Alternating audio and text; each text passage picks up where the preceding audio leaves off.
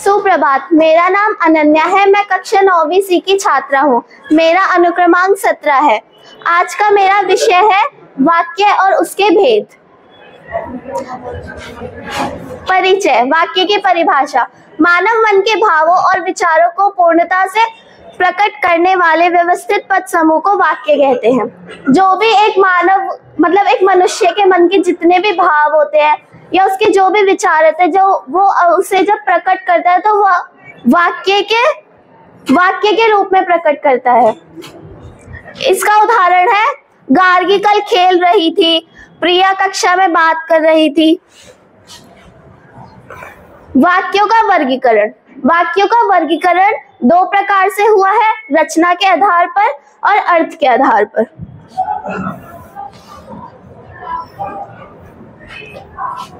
रचना के आधार पर वाक्य भेद। सरल वाक्य, मिश्र वाक्य, संयुक्त वाक्य। आइए रचना के आधार पर वाक्यों को संक्षेप में वर्णन करते हैं। सरल वाक्य, इसमें एक या एक से अधिक उद्देश्य और एक विधेय होते हैं अथवा जिस वाक्य में एक ही मुख्य क्रिया हो उसे सरल या साधारण वाक्य कहते हैं। इसका अर्थ है कि जिस भी वाक्य में कोई एक काम करा जा रहा है या एक कार्य करा जा रहा है उसे सरल वाक्य कहेंगे। उदाहरण, वह बहुत नादान है, मैंने नई साइकिल खरीदी।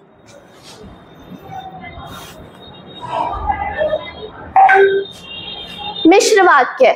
मिश्र वाक्य की परिभाषा। जिस वाक्य में एक से अधिक वाक्य मिले हो किंतु एक प्रधान उपवाक्य तथा शेष आश्रित उपवाक्य हो, मिश्र वाक्य कहलाता है। जिसमें एक में अधिक वाक्य मिले हुए हैं पर उसका मतलब एक ही निकल रहा है, जैसे वह औरत जो पार्क में बैठी है मेरी मौसी है। यहाँ पे एक वाक्य और फिर इसके बाद एक वाक्य पर ये अर्थ एक ही दे रहा है। जब अविनाश बाबू ने झंडा गाड़ा तब पुलिस ने उनको पकड़ लिया। संयुक्त वाक्य। संयुक्त वाक्य की परिभाषा।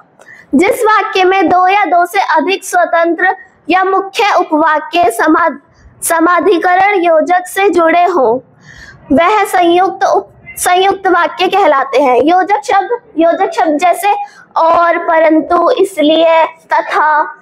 उदाहरण में संयुक्त वाक्य वो होता है जिसमें दो वाक्य जुड़े हो, जिसमें बीच में से मतलब जिसमें दो कार्य करे जा रहे हैं।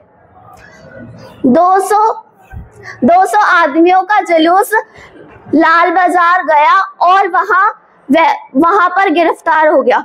वह पहले बाजार गए, फिर बीच में योजक शब्द आ गया, फिर ये वहां पे गिरफ्तार हो गए। मॉन्यूमेंट के नीचे झंडा फहराया जाएगा और स्वतंत्रता की प्रतिज्ञा पढ़ी जाएगी। अर्थ के आधार पर वाक्य भेद। अर्थ के आधार पर वाक्य के 8 भेद होते हैं। विधानवाचक वाक्य, निषेधवाचक वाक्य, प्रश्नवाचक वाक्य, आज्ञावाचक वाक्य, विस्मयादिबोधक वाक्य, इच्छावाचक वाक्य, संदेहवाचक वाक्य और संकेतवाचक वाक्य। आइए इनका संक्षेप में वर्णन करते हैं।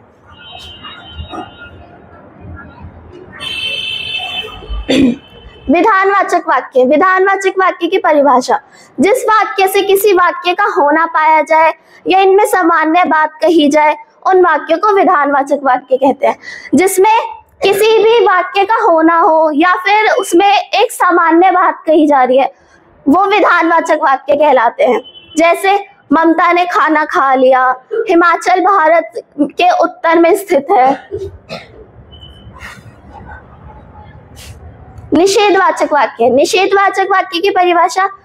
जिस वाक्य में किसी कार्य के निषेध का बोध होता है उसे निषेधवाचक वाक्य कहते हैं। जिस कार्य में निषेध यानी मना करना या फिर नहीं का बोध हो उसे निषेधवाचक वाक्य कहते हैं। जैसे आज बारिश नहीं होगी, मैं घर नहीं जाऊंगा, नहीं इसमें निषेध है। प्रश्नवाचक वाक्य। प्रश्नवाचक वाक्य की परिभाषा।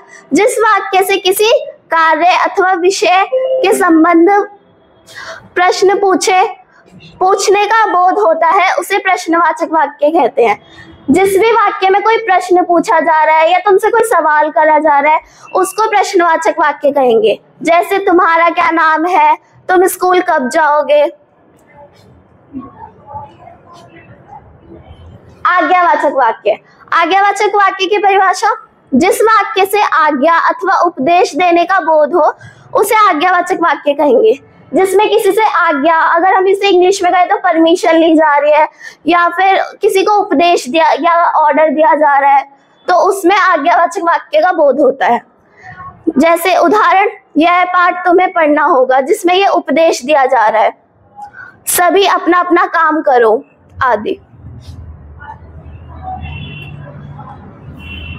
विस्मयादि बोधक वाक्य। विस्मयादि बोधक वाक्य की परिभाषा, जिस वाक्य में विस्मय, हर्ष, घृणा आदि मन के भावों को प्रकट किया जाए उसे विस्मयादि बोधक वाक्य कहते हैं। जिसमें भी अपने मन के भाव जैसे खुश होना या फिर किसी से घृणा करना, किसी से नफरत करना, इन सब भावों को प्रकट करा जाए उसे विस्मयादि बोधक वाक्य कहते हैं। जैसे अरे तुम कब आए, हाय मैं तो लुट गया आदि। इच्छावाचक वाक्य। इच्छावाचक वाक्य की परिभाषा, जिस वाक्य से किसी इच्छा या आशीर्वाद के भाव का बोध होता है उसे इच्छावाचक वाक्य कहते हैं। जैसे हम अगर उसमें कोई अपनी इच्छा जाहिर कर रहे हैं या फिर हमारे बड़े हमसे आशीर्वाद देते हैं तो उसमें इच्छावाचक वाक्य होता है। जैसे ईश्वर करे सब कुशल लौटे, या आशीर्वाद हुआ, भगवान तुम्हें दीर्घायु करे आदि।